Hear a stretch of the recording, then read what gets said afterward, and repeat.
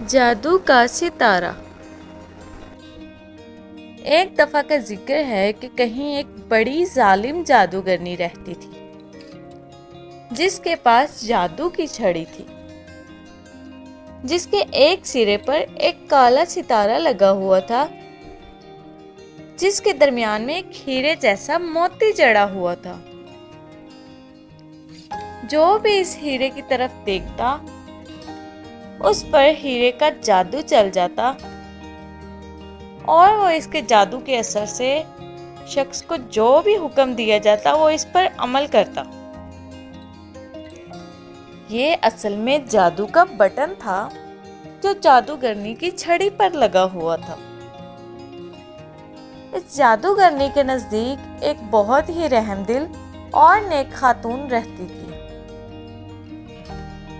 ایک دن وہ خاتون جس کا نام ریشما تھا جادوگرنی کے باغ میں سیر کرنے آئی۔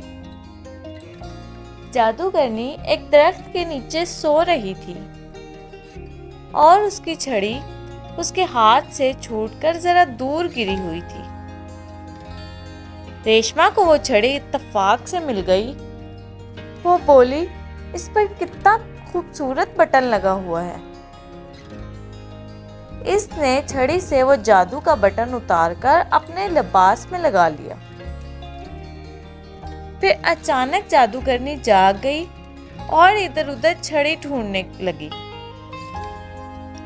اس کے بعد اس طرف بھاگی جہاں ریشما جا رہی تھی۔ پھر ان کا آمنا سامنا ہو گیا۔ جب جادوگرنی ریشما کے سامنے آئی اور اس کی نظر ریشما کے لباس پر لگے چمکدار بٹن پر پڑی تو وہ اس کے جادو کا شکار ہو گئی۔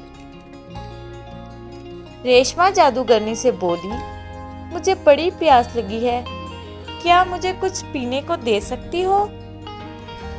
جادوگرنی مؤدبانہ انداز میں بولی، کیوں نہیں، ضرور۔ پھر وہ ریشما کے لیے پانی لے کر آئی جو اس نے پیا۔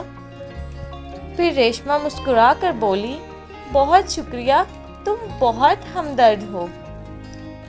یہ الفاظ جادوگرنی پر فوری اثر کر گئے کیونکہ جو الفاظ ریشما کے منہ سے نکلے تھے وہ پورے ہو جانے تھے۔ جادوگرنی ان الفاظ کی وجہ سے ہمیشہ کے لیے ہمدرد اور نیک دل بن گئی،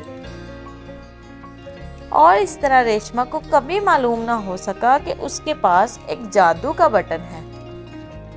اس نے اس جادو کے بٹن سے کسی کو نقصان نہیں پہنچایا کیونکہ ریشما سب کو اچھائی کا سبق دیتی تھی، اس لیے سب خوش تھے، حتیٰ کہ ہمدرد اور نیک ہونے والی جادوگرنی بھی۔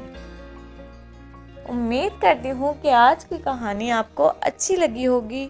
پھر ملیں گے، اللہ حافظ۔